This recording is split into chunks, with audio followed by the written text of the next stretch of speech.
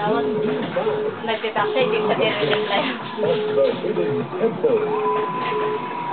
Ngayon ang mabilis at malakas ang siyang magwawagi sa susunod nating laban. Pero sinalanin muna natin ang mga player na makakasama natin.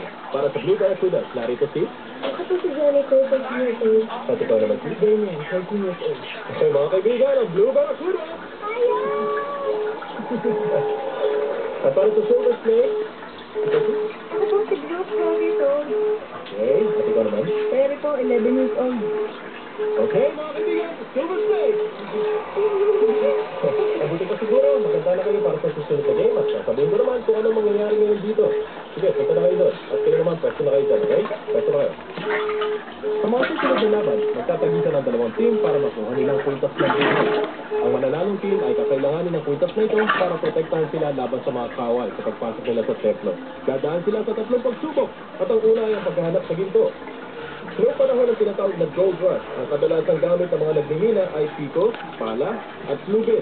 Pero sa labang ito, mga player natin ay kamay lang ang gagamitin. Kapag sinabi kong go, pagkapang silang papasok sa lagusang yan, papunta doon sa kabilang bahagi ng lagusan.